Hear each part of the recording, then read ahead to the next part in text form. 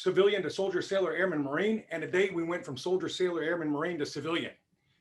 In one of those two formative days, there's a formal event, an academy, a boot camp, a whatever, and there's an instruction manual. In one of the other important days, there's nothing but a 3-4 day class between you and retirement or exit. And so what I've learned over helping over 4,000 vets in the last 6 years transition successfully, and I'm talking 95,000 a year or better jobs, is it doesn't matter what profession you want to go into. If you can't speak management, you have no idea what questions to ask them. And if they answer you, you have no idea what they're saying to you. You don't know what P&L means. You don't know what fiduciary responsibility means. You have no idea what accounts receivable mean or AR means.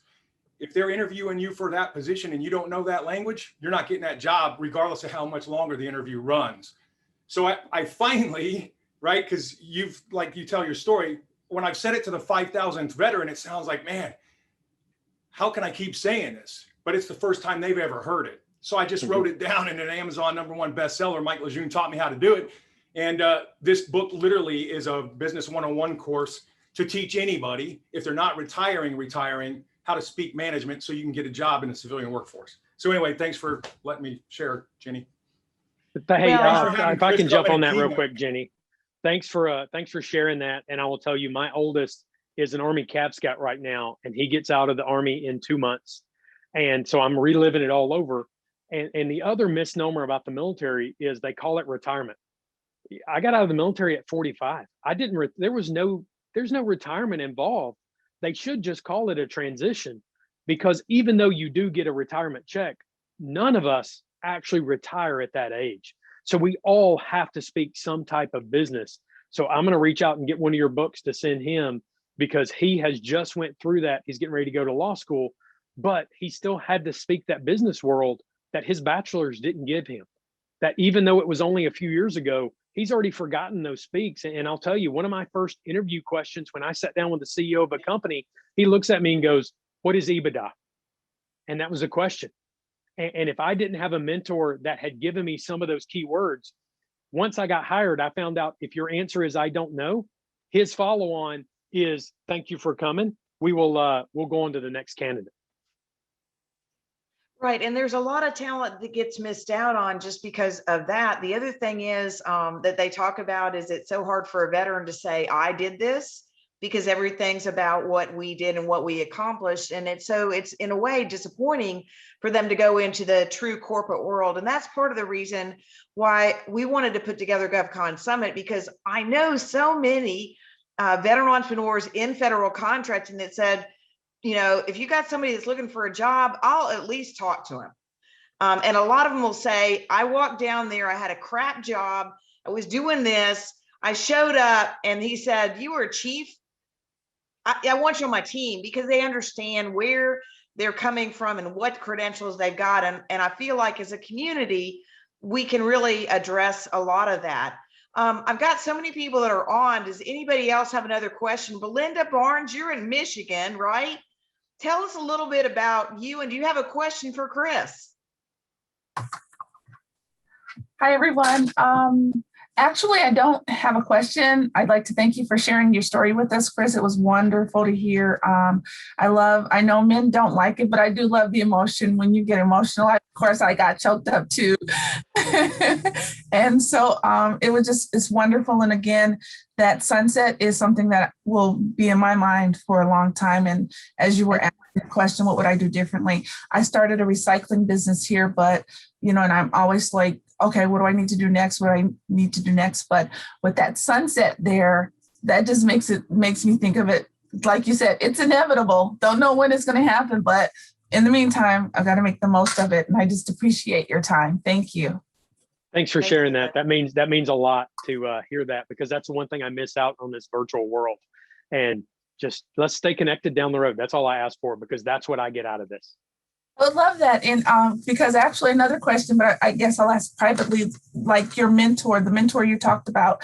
I don't have anyone like that. I'm looking so hard for a great mentor, like you said, give you these points that you need to be aware of, and not just someone who's just there, like, just not very into what you're asking or anything, not very not contributing to what I need them to contribute to. So I will reach out to you to find that kind of mentor. Maybe it's you. You never know. Who knows? We'll take it. Okay, But thank you. that also challenges each of you to be a mentor to somebody else, because you realize there are nuggets you could share with other people that sometimes we don't take the time to do, right? We never have time to do it. But when that last sunset comes down, you better have done it. Well, I think that's a great point. And this is part of the reason why we've got GovCon community, because there's mentors, coaches, masterminds, people that will not let you give excuses. And one of the people that doesn't let me give an excuse is Emily Harmon. Emily, do you mind sharing a little bit about, kind of your perspective? Because I think what was so funny is when we were doing our planning trip in Florida, there's 6 of us sitting around the table and we're all saying, well, I can't do that. And somebody would look at us across and say, what do you mean you can't do that? You could totally do this. It's encouraging each other, right? Oh yeah, I've been, Jenny always calls on me and doesn't tell me what she's going to ask. So it keeps me on my toes. I've been reading the book, Think and Grow Rich by Napoleon Hill. And it's not necessarily, I think the word rich is in there because it was written during the Depression and, people wanted to make some money, but it's really about like having a burning desire, like Chris is saying, for your dream. What's your burning desire for your life in all areas, not just money, but in your relationships, in your health, in your health and wellness. And he just talks about the importance of having a mastermind. So the importance of having a group of people that will push you, because guarantee you with the 6 of us that wrote the book, there's different days where one of us is down and the other, or someone had a tough day. And, I know that I can reach out to any one of them and when I'm having a bad day, and they'll help me out. So it's really important to have a mastermind, and it's important to have people that believe in your dreams, just like you believe in them. And I just kind of tease sometimes and say, like, for example, my mom is not in my mastermind group because she's like, I don't understand why you're working so hard. Why don't you just retire I thought you retired. Why don't you just come over and do pottery with me and let's go watercolor? So I'm not saying she doesn't support my goals, but she doesn't see it like I do. So that's why I need people like Jenny and Eric and, all those folks, Russ, around to help me out. And you guys do too. It's hard being an entrepreneur. I'm an entrepreneur now, and I used to tell people as director of small business, you got to find your niche and you've got to market to find out who needs to buy what you're selling. Well, it's hard. And I know that, what really can get in our way is us. We get in our own way. It's our minds. And we can choose our thoughts. We can be careful about what thoughts we let get in our head, and having a mastermind helps with that. Well, in the interview you did with Chris, and in his book, Chris talks about not wanting to pull the ejection seat. And when I think back, Chris, to your iceberg analogy, we really don't realize how much our mind controls our body, and how much we're told by everything we've learned, by everybody that wants to protect us, by everyone that cares about us. Well, don't take any chances, don't take any risks. But if you don't take those risks, you never achieve. And Chris, I know that when you talk about attending the Air Force Academy and hating every single day of it, it's like, you've got to push yourself farther and harder. So could you, as we wrap up, just talk a little bit about the left hand, right hand response that you had and how, you overcame it? I mean, it's a difference between life and death. It literally is a difference between life and death. So what she's referring to, first of all, the 25.25 seconds that we talked about in the flight, for me, it lasted over 3 hours. That's how much temporal distortion, temporal illusion slowed everything down. So whenever I recount everything I went through, it takes me over 3 hours to tell that story. And what she's talking about is, as I reached the bottom of that maneuver at the point where I was about to eject, a lot of pilots ask me, what's it like to make the decision to eject? And my answer is, I don't know. You see, what happened is, as I thought about ejecting, the hard-headed fighter pilot in me said, you put the jet here, you get it out of it, or you don't come out of it. So I made the conscious decision not to eject. That's my left hand. That's my flying. That's my right hand. That was my flying hand, because it kept flying the aircraft. What I didn't know is my subconscious, the last thought I had was, you got to try to survive. You got to get back to your family.